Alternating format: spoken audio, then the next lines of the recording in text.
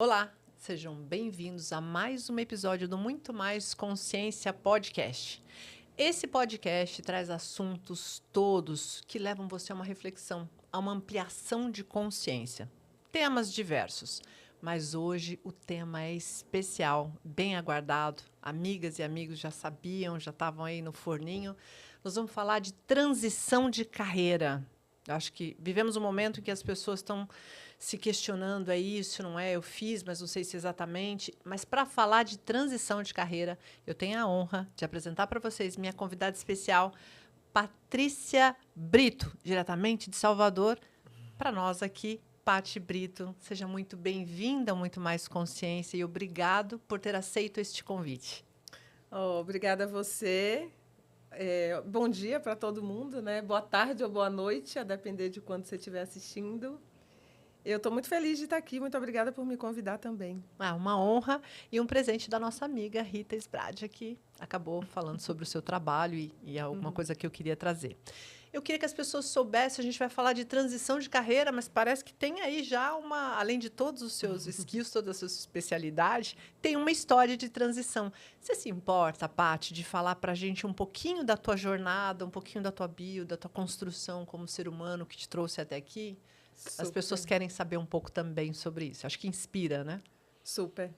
Eu sempre gosto de começar a me apresentar falando que eu sou filha de Helena, que já vive no mundo espiritual, e José, mãe de Maria, que tem 11 anos, e esposa de Ricardo. Eu sou uma engenheira química de formação. Uau, engenheira química! Que venho de uma experiência em indústria de muitos anos e passei por vários processos dentro da indústria como engenheira e prefiro acreditar que todos os feedbacks que eu recebi de ser uma boa engenheira eram verdadeiros. Então, sempre fui uma engenheira excelente e fui crescendo na organização como engenheira, até que, em 2008, dentro da organização, eu fui convidada para participar de um processo de transição de cultura, de mudança cultural, transformação, e eu fui convidada pelas minhas habilidades técnicas. Uau! E pedi para ir para a área de comportamento, que era o meu grande gap. Ou seja, você viveu a própria transição de carreira. Eu fui achando que não era uma transição de carreira, que ia ser um processo de desenvolvimento. E, ao encontrar com a área de comportamento, eu me apaixonei pela área e, muito rapidamente, eu fiz essa transição. Aquelas coisas que se encaixam na vida. Eu nunca esqueço. Em junho, eu disse, rapaz, eu conhecia a diretora global de o que a gente chamava mentalidade de comportamento, e ela era PhD em Química e era diretora de mentalidade de comportamento. Falei, uau, se você fez isso, então é possível. Óbvio. E conversei com ela muito despretensiosamente. E 3 meses depois eu estava dentro do avião, viajando para me formar como facilitadora de transformação, que foi a minha grande primeira etapa de transformação. Facilitadora. E hoje eu sou consultora em desenvolvimento humano, sócia da Digo Consultoria, e faço isso para viver, né? Que linda história, né? Quer dizer, você viveu essa transição. Isso também, imagino, né? Além de todo o conhecimento, sua bagagem, essa própria passar por esse processo, o quanto isso traz empatia para poder apoiar pessoas nesse processo de transição. Super. E eu realmente acredito que em tudo que eu faço neste trabalho, eu preciso primeiro experimentar para mim. Muito Eu legal. acredito que ser facilitador de transformação começa por facilitar o meu processo de transformação pessoal, entender como funciona para mim, e aí sim a gente pode usar para o outro, né? Não, muito interessante. Eu gosto dessa coisa do empírico, né? Eu vivo, eu sei, eu sinto, e aí sim eu posso ajudar outras pessoas. Faz muito sentido. É um lugar de fala que você conhece bem, né? Super. Agora, nós vivemos um momento, e eu acho que muitas pessoas estão se perguntando, pelo menos os meus contatos todos, né? Ah, poxa, como é que é a transição, né? Tem um momento certo para fazer transição? Porque eu acho que a gente vive, além de questões de saúde mental no mundo corporativo, as pessoas acabam buscando a transição. Porque eu adoeci, mas por que eu adoeci? Para depois eu procurar uma transição. Mas como é que é este caminho, né? Então, Veja, eu escuto, ainda tenho muito laço dentro do mundo corporativo, mas eu ainda escuto muito isso, né? Pessoas que estão numa busca porque estão insatisfeitos, ou porque fizeram, mas viram que não falava com a alma. Então, acho que tem tudo no meio do caminho, Paty, ou não? Me fala. Super tem. E a gente faz várias transições na vida e, às vezes, a gente faz sem perceber que fez. Não se dá conta. Eu brinco que a minha primeira transição de carreira eu ainda não estava na idade adulta. Porque o meu sonho, quando criança, era ser médica. Eu sempre fui uma criança muito determinada. Então, eu dizia, eu vou estudar na Escola Técnica Federal da Bahia. Eu tinha um sonho de estudar naquela escola, mas você tinha que fazer um vestibular e ser aprovada para estudar na escola. E eu vou ser médica pediatra. Fui estudar na Escola Técnica e escolhi fazer Química porque era o curso que mais preparava para o vestibular de medicina. Olha, que interessante. E antes de eu formar na Escola Técnica como técnica em Química, eu fiz a minha primeira transição Já de carreira. fez uma transição. Eu comecei a me perguntar, mas espera aí, eu não gosto de ver ferida, eu não gosto de ver sangue, eu não gosto quando as pessoas adoecem. Por que eu vou fazer medicina? Não vou dar conta disso, Eu não né? vou dar conta disso. Só que isso acontece, principalmente nas primeiras fases da vida, de uma maneira muito natural. E eu acho que é legal a gente falar isso e também para você não se sentir um ET, né? Veja, a Paty está revelando aqui já uma transição ainda muito jovem. Então, vivemos e não nos damos conta, está tudo bem. É sempre tempo? Sempre possível? Sempre possível. E aí tem uma outra coisa que eu acho que vale também para quem é pai e mãe de jovens em torno dos 21 anos. Mais ou menos aos 21, o jovem passa por uma crise chamada crise de identidade. Muitos jovens estão fazendo universidade e eles começam a se inquietar e não querer fazer o curso. E para um pai e para uma mãe que vê o filho nesse momento, ou a filha, em dúvida ou querendo trocar, muitas vezes o pai e a mãe se preocupam e acabam pressionando. Sim. E muitas pessoas seguem na universidade fazendo cursos que não querem fazer. Exato. E se formam em profissões que não querem ter, porque elas têm medo ou não têm o apoio necessário para fazer a mudança. Então, a vida vai mostrando para a gente os caminhos. Algumas pessoas conseguem dar os passos e outras não conseguem. Eu acho que foi bem interessante você trazer isso também, essa coisa do jovem passar por essa crise, porque é resultado também de uma sociedade extremamente capitalista. A gente precisa fazer o curso que vai dar dinheiro, que ele vai ser bem-sucedido, o que ele vai trabalhar, o dinheiro que ele vai ganhar, como vai ser a vida. Calma, ele tem 21 anos, né? Foi legal você falar, porque me recordou. Meu filho mais novo viveu isso, né? Passou nas federais para medicina veterinária. E chegou no Tocantins e falou, não é isso. Não é isso, estou voltando. Não vou fazer matrícula. E volta. Voltou, fez nutrição, foi fazer outra coisa. No final das contas, foi fazer marketing digital, trabalha com marketing. É isso. Então, precisa também respeitar esse período de amadurecimento. E que se mudar no meio do caminho, tá tudo bem, né, Paty? Tá tudo bem. Super bem. E é importante pessoas da nossa geração, porque a gente tem mais ou menos a mesma idade, a gente não teve essa oportunidade porque a relação com os nossos pais e com o mundo era outra. Completamente diferente. Nós estamos criando os nossos filhos para que eles possam se posicionar, dar limites, fazer escolhas.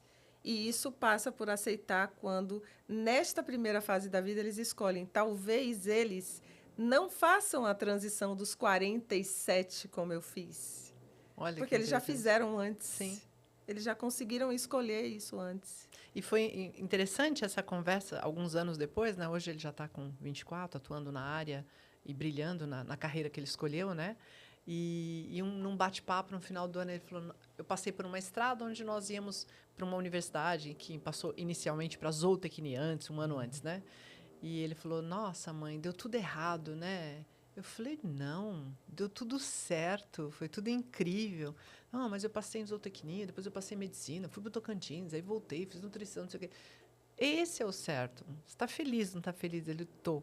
É o que você ama? É o que eu amo. É isso, né? É permitir esse caminho para que não seja muito duro. Então, para mim também foi uma lição esse episódio, né? Olhar para essa juventude e entender que eles podem fazer essas transições e muito mais saudável, eu diria, né? Se você se começa a isso mais cedo. Tô certa, Paty? Super. E essa lente de enxergar que começar, terminar algo, fechar algo e começar algo novo, não necessariamente é falhar. Quando você falou sobre o seu filho, eu estava pensando, uau, quantos vestibulares ele passou? Menina, Quantas opções ele teve? Isso é insucesso ou sucesso? Depende da lente que a gente usar depende para da olhar. lente, depende dos olhos de quem vê. É, E aí eu vou falar uma coisa que não está no tema, mas que acaba sendo também uma transição importante, algumas pessoas ficam 20, 30 anos casadas e se separam. E dizem que o casamento não deu certo. ao contrário. Não, deu certo por 20 a 30 Sim. anos. E neste momento eu vou fazer esta transição, porque agora não funciona mais para mim. E Ou é assim que seja, eu sinto a engenharia e o ser facilitadora de transformação. A engenharia deu muito certo. E o ser facilitadora de transformação também. E eu acho que nesse momento eu fiz a minha transição para sair do mundo corporativo com 47. E na minha transição, o meu grande aprendizado foi, enquanto engenheira, eu era uma engenheira que não entendia nada de comportamento. Aí eu fui trabalhar com comportamento e eu não queria nada da engenharia, porque agora eu era a pessoa de comportamento. E essa nova fase me trouxe, uau, eu sou uma facilitadora de transformação que leva reflexão, profundidade, e ao mesmo tempo a engenharia me permite aterrissar isso de uma forma que no mundo corporativo as pessoas consigam entender por que elas precisam mudar, por que elas precisam se relacionar melhor, por que elas precisam se conhecer e como é que isso fala com o dia a dia do trabalho delas. nossa, que rico isso, né? E é o que você falou, não é excludente, mas veja, a tua formação, o que ela agregou, o que foi bom, né? Eu entendo isso como uma ampliação de horizonte, de olhar, né? De crescimento mesmo, em que não importa se eu era engenheira química, eu agora faço isso e ainda me utilizo aqui do que eu vivi durante um longo período para atuar no que eu faço agora. Como isso pode ser proveitoso, como pode ser bom, né? É rico esse olhar, é muito, muito bacana isso, né? Super. E aí você me lembra do primeiro passo, quando alguém começa, né, no processo de vai acontecer uma transição de carreira, que é a inquietação. Para tudo, para tudo. Inquietação é algo que está lá remoendo e que pode ser o start para que vai começar o seu momento de transição. Eu vou até pedir, Isa, você coloca na tela para a gente, só para ficar mais fácil aqui, as pessoas que estão em casa poder entender. Se você está nesse momento, você está vivendo, meu Deus, o que eu faço? Eu não sei, estou infeliz. Né? O que você falou, puxa, fiz essa faculdade, a tua ainda não era isso, errei. Não, não errou. Não tem nada perdido, né, Pati? Nada perdido. Me fala dessa inquietação. Como é que você, vamos dizer, traduz aqui? Você falou da ampliação, né, de consciência e de visão. A inquietação vem quando a gente está naquele lugar quentinho chamado zona de conforto. Eu já faço aquilo há muito tempo. Faço bem Eu muitas faço vezes. muito bem, eu já ganho o suficiente para me manter. Por isso que muitas vezes a transição acontece depois dos 40, que é quando a gente já construiu um caminho de lutar, de ocupar o espaço, de consolidar o espaço. Eu tenho tudo para estar super feliz e não estou. E digo, uau, o que está acontecendo? E algumas pessoas até se sentem ingratas com a vida. Poxa vida, né? Tem um Como trabalho dos meus sonhos e não é isso, né? Eu cheguei a ouvir, nossa, amiga, mas eu trabalho que todo mundo queria. Nossa, mas assim, você tem certeza? Mas, puxa, é tão... E às vezes é isso, você tem que abrir mão de algumas coisas por essa inquietação. Sim. E aí vem uma impaciência, uma intolerância com algumas coisas. Às vezes, o acordar de manhã para trabalhar já não é mais com aquela motivação. E daí é a primeira luzinha que se acende. Então, ligou uma luzinha aqui. É. Qual que é o passo 2? Eu tenho que ficar atenta? O que você recomenda? Você já faz isso há muito tempo, né? Alguém que está ouvindo está com essa luzinha acesa. Alguma coisa não... Ganho bem, faço bem, está aqui, sou reconhecida, mas tem uma luz piscando aqui, alguma coisa está dizendo. E aí precisamos trabalhar no nosso autoconhecimento. Então, o que é que está me incomodando? Por que que eu estou me sentindo incomodada? Como é que isso fala com o meu momento, com a minha história de vida e, principalmente, com o meu propósito? Nossa, acho que agora você trouxe um panorama incrível aqui, né? Esse processo, particularmente, eu vivi autoconhecer-se. O que me trouxe até aqui, né? O porquê, como eu fui, para onde eu estou indo. E essas respostas, muitas vezes, está dentro da gente. Está dentro da gente. Super está, super está. E, às vezes, a gente consegue encontrar sozinho, mas às vezes não. Eu já passei por diversas transições. Em alguns momentos, eu fui e, em outros, eu disse, peraí, eu vou pedir ajuda. Na minha última transição, que foi a decisão de sair do mundo corporativo e me tornar uma pessoa que está no mundo espalhando esse conhecimento, essa entrega, sem o contra-cheque, sem a estabilidade do emprego, eu procurei um apoio de coaching. Eu sempre fiz terapia, então essa conexão com o propósito, o autoconhecimento, para mim foi sempre muito tranquilo, porque a inquietação vem e eu já sei mais ou menos por que caminho eu vou. Mas o processo de coaching me ajudou a entender que não era a inquietação não tinha a ver com a empresa que eu estava, com o gestor que eu estava, mas tinha a ver com algo maior. Porque às vezes a inquietação vem e as pessoas procuram um novo emprego. Sim, trocam, né, de figurinha. Trocam de área na mesma empresa e elas continuam não se encontrando. Ou trocam de empresa e continuam não se encontrando. Exatamente.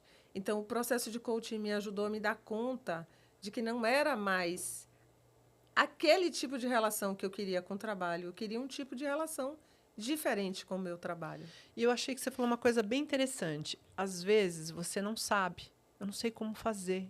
E se a gente não sabe, eu aprendi muito cedo. A gente paga para quem sabe. A gente busca quem sabe. A gente busca um especialista que vai nos ajudar nesse processo, se compreender. Qual que é o caminho? Por onde vai para uma terapia inicialmente? Se compreende. Agora, vamos lá, um coach vai te ajudar aqui. Então, o caminho é esse, né? Não é nada que não tenha solução.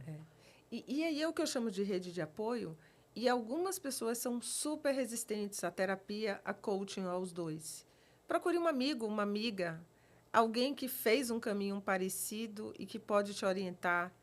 Eu diria que até mais de uma pessoa. Nesse momento da inquietação, eu conversei com muita gente.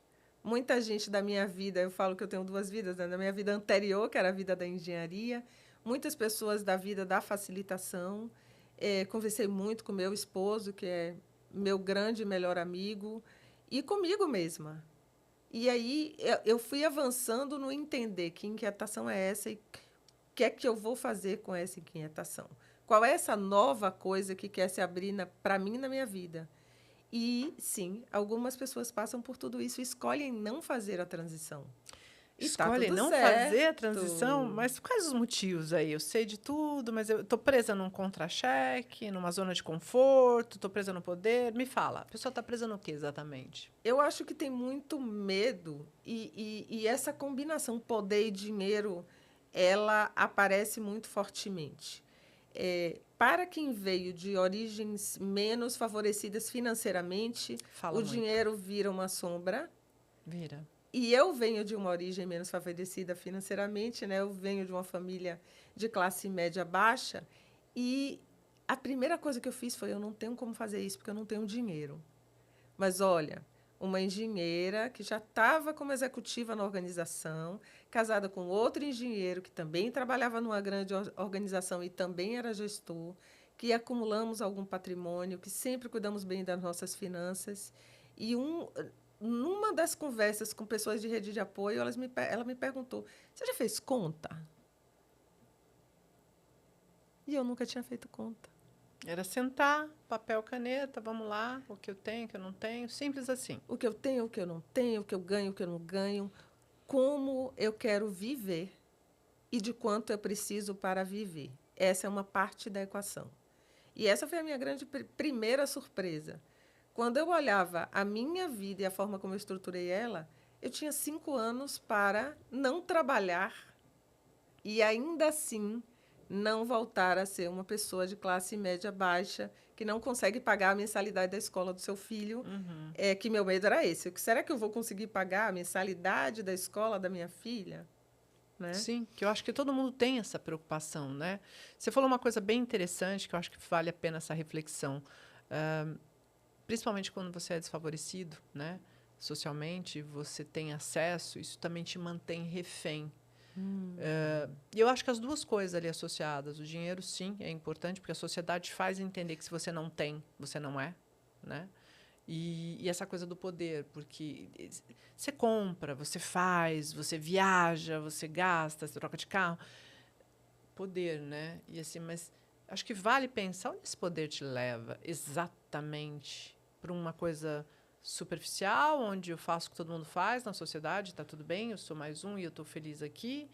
Então, acho que é falar com essa coisa da alma mesmo, né? Para se achar essa resposta, né, Paty? Super. E o poder, eu levaria ele para um lugar ainda mais amplo. O poder de dizer eu sou uma executiva numa grande organização, do que é que eu coloco no meu LinkedIn. E tem outras coisas do poder que a gente também perde flexibilidade. Então, quando eu saio da organização, eu perco assistente, eu perco o carro da empresa, eu perco o título no LinkedIn, eu perco alguns amigos. No mundo corporativo não me aceita mais, meus amigos não são mais meus amigos, né? E olhar para tudo isso do lugar de o que é importante para mim neste momento. Até que ponto eu quero me manter presa naquilo que eu chamo algema de ouro, né? Algema Que de se ouro, comenta muito no gostei. mercado. É algeminha de ouro. Sim, e E você tá, fica. e tá tudo certo. E algumas pessoas, quando olham para essa equação, dinheiro e poder, elas dizem, não, eu não quero abrir mão disso agora. E a gente pode fazer isso. De E forma escolher. planejada. E ainda que nunca queiram fazer, como é que eu escolho se essa parte da equação é importante para mim, cuidar da minha inquietação para que eu não adoeça no futuro? Nossa, eu acho que aí é para tudo, para tudo. Como as pessoas estão doentes. Mundo corporativo, de um modo geral, estamos doentes, a sociedade, né? Mas é óbvio, onde tem pressão e uma luta constante por ganhar dinheiro para me manter, eu preciso ser melhor que você, eu preciso entregar, eu preciso fazer, eu preciso. Isso adoece. E é como não adoecer. Gostei. Como não adoecer, Como não Paty? adoecer. Eu tenho um sonho, Fará, antes de eu falar do como não adoecer, meu sonho é que a gente construa organizações em que as pessoas, depois dos 42, que é a grande crise da autenticidade, elas consigam ser felizes de verdade sem precisar sair da organização. Quanto mais a gente conseguir cuidar dos líderes, dos indivíduos dentro da organização, dessa relação, a gente vai conseguir fazer com que isso aconteça. Sim. Sim. Né? Eu concordo em grau, número e gênero. Não temos mais como fugir disso, né? Ontem mesmo tive um bate-papo com um amigo do mundo corporativo. Estávamos falando sobre isso.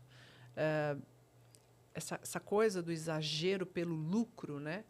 Ele também tem um preço no final. A conta chega. E não dá mais para a gente negar que as pessoas estão adoecendo. E tudo bem querer o lucro, tá tudo bem, dinheiro faz dinheiro, a gente sabe que o dinheiro é bom, tá tudo certo. Mas é como eu olho para o ser humano, né?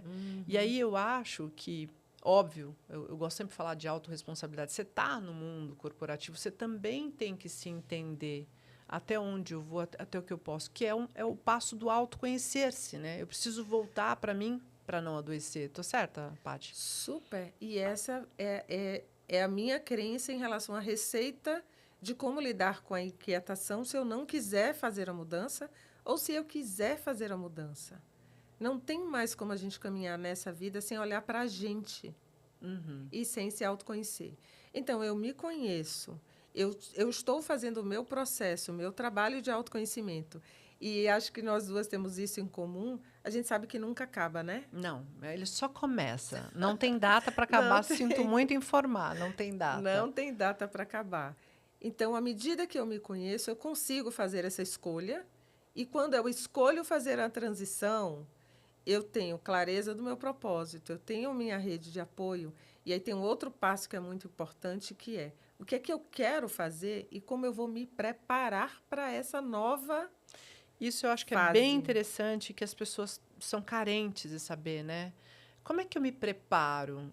Vou fazer uma transição completamente diferente de tudo que eu fazia?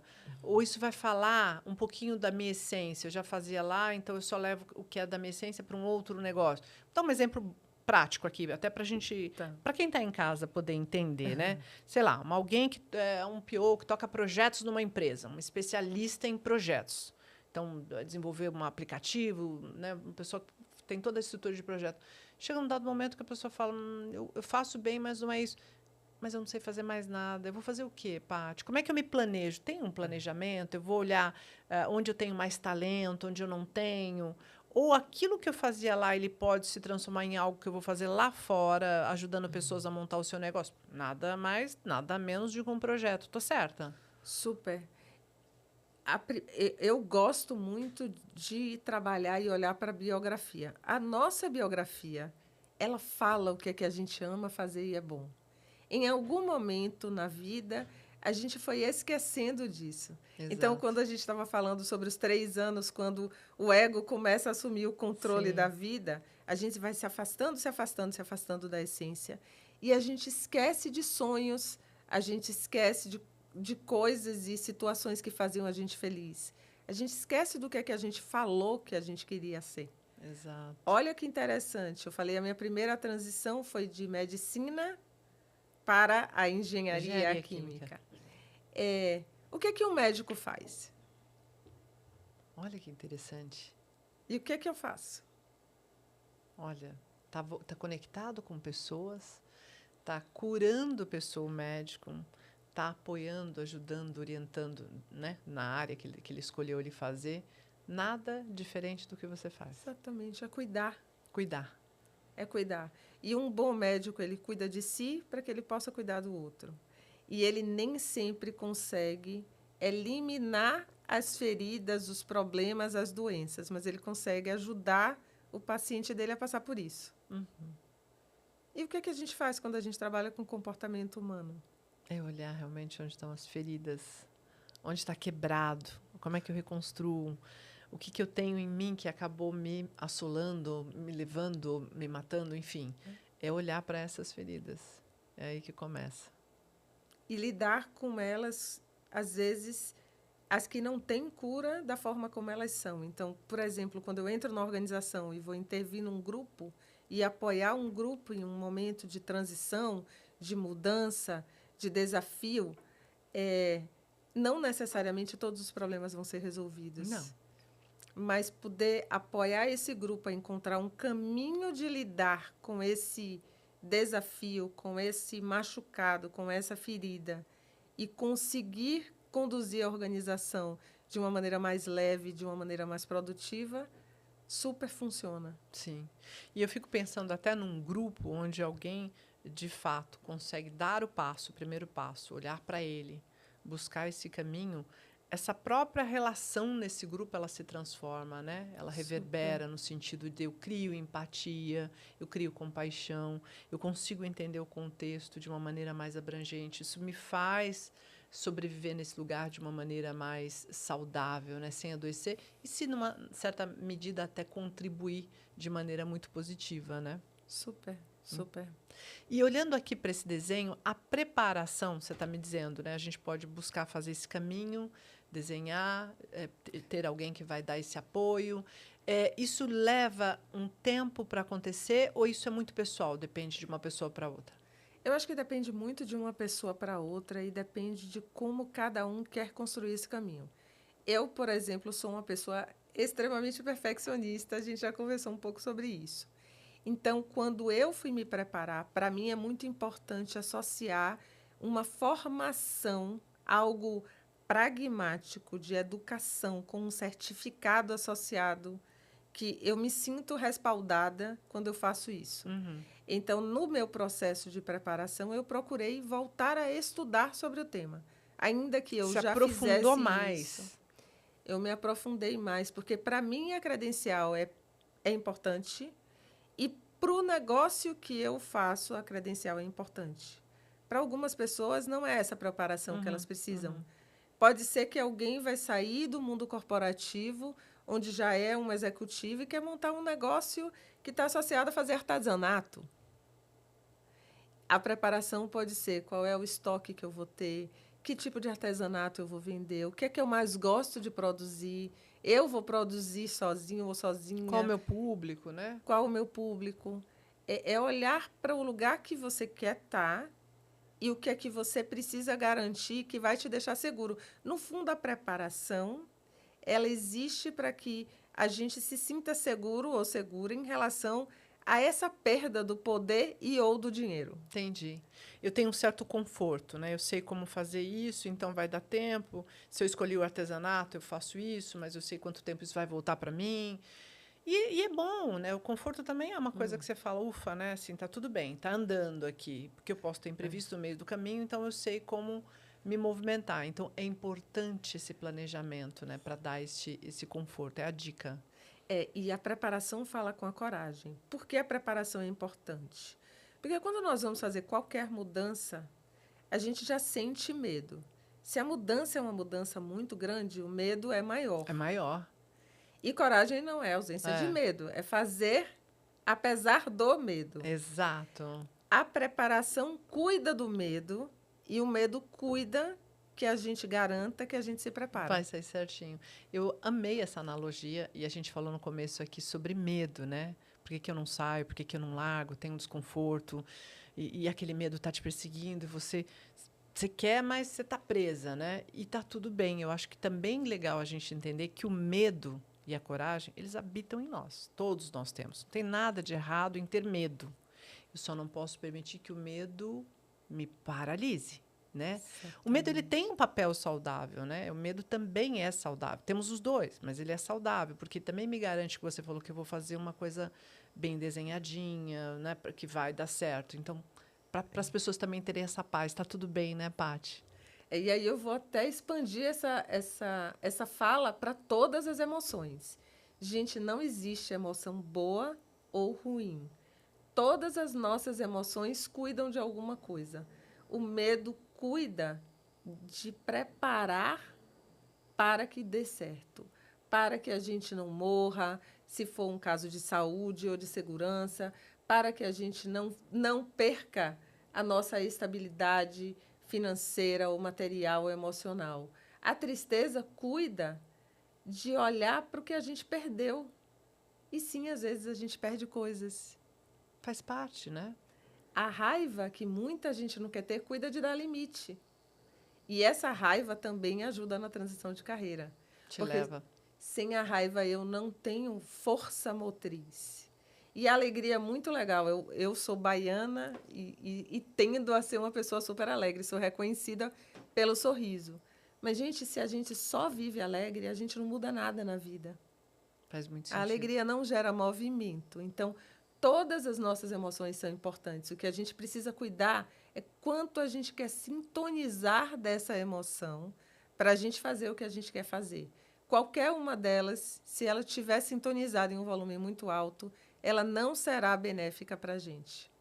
É administrar, achar esse equilíbrio, né, Paty? Eu acho que, de novo, a gente volta para a palavra-chave, né? Por isso, de muito mais consciência. Por quê? Porque é o processo de me autoconhecer. Tudo diz respeito a partir de mim. E quando a gente começa a falar desse distanciamento, né? A gente está falando da linha dos 7 anos, né? Os setênios. Quanto mais eu me distancio, mais fora de mim eu estou, né? Então, esse autoconhecer é compreender tudo isso, é esse lugar de volta para você. Super. A força está aí, a coragem está aí, esse poder está aí de como eu me reinvento, como é que eu vou ressurgir, como eu vou fazer tudo de novo, né? Acho que é o caminho, não tem como a gente não falar em autoconhecimento, certo, Paty? Não temos como não falar em autoconhecimento. E é a partir dele que a gente pode fazer as escolhas e cuidar deste não adoecer. Ainda que a minha escolha não seja mudar, no momento em que um convite aparece, eu posso não mudar a situação, mas eu posso mudar como eu vivo a situação. Como eu olho para ela. Como eu olho para ela. Isso é muito bom, né? É. Nossa, muito rico aqui. Paty, eu amei essa conversa, assim, super feliz com a tua presença. Era um assunto que eu queria trazer. tenho muitos amigos do mundo corporativo e novos chegando, né? Você, Rita, enfim, somando, ou seja, o mundo corporativo não está fora de mim, está cada vez mais próximo. E eu acho que acrescentou muito para as pessoas que estão nos assistindo, né? Mas se alguém ainda quer saber mais, preciso explorar um pouco mais, como é que eu acho a Paty? Paty Brito, onde eu te encontro? Eu tenho que pegar um avião até Salvador para te achar? De jeito nenhum. Eu, aliás, brinco que eu sou uma cidadã do mundo. Muito bom. Que tem DNA baiano e vive na Bahia. Você pode me achar, qualquer pessoa pode me achar no LinkedIn. O meu LinkedIn é Patrícia Brito, ou na página da Adigo. E eu tenho no meu LinkedIn um link de uma ferramenta que você pode agendar reuniões. Que bacana. Tem um link lá, você pode marcar um papo comigo gratuitamente por 30 minutos e a gente pode conversar. Então, se alguém tem alguma dúvida sobre transição de carreira, se quer conhecer um pouco mais sobre a minha própria experiência, ou se tem algum outro assunto voltado para o comportamento humano que você quer falar comigo, pode entrar no link e agendar. LinkedIn é onde eu te acho, né? LinkedIn, muito fácil. Muito legal. Olha, um presente, hein? Um link onde você pode bater um papo para começar esse passinho desse planejamento de transição. Se não transição, como é que eu fico aqui, mas não adoeço? Então, presente do dia para você, hein? Maravilhoso. Paty, uma honra te receber. Te agradeço imensamente aqui por comparecer. Eu acho que eu aprendi muita coisa aqui. Essa troca de figurinha é sempre muito rica, né? Todos que se sentam à minha frente aqui são professores, né? Eu bebo dessa fonte, eu aprendo um pouco mais, sem contar uma nova amizade, uma nova conexão, um novo negócio que é sempre muito bom. Então, muito obrigado. Queria deixar uma lembrancinha do podcast para você, viu? Oh, muito obrigada, querida. Espero que você faça um bom uso. Eu sou adepta de ecobags. Eu acho que é um movimento que também de consciência de como a gente se posiciona no mundo, né? De como a gente escolhe, faz as nossas escolhas, né? Para onde eu levo meu lixo, como é que eu me organizo, o que eu consumo. Olha que coisa mais linda, gente. Muito obrigada. E eu adoro o ecobag. Muito obrigado pela sua presença aqui. Obrigada a você, querida. Esse conteúdo é rico, riquíssimo. Compartilha com os teus amigos. Tá tudo certo, não tem erro na vida. Você pode fazer transição desde pequeno, várias transições. Já fazemos e não nos damos conta. Compartilhar o que é bom, isso é semear no mundo. E o podcast Muito Mais Consciência faz a parte dele semeando, trazendo a Paty Brito. Então, clica aqui no link, deixa o seu comentário, compartilha esse conteúdo e até a próxima.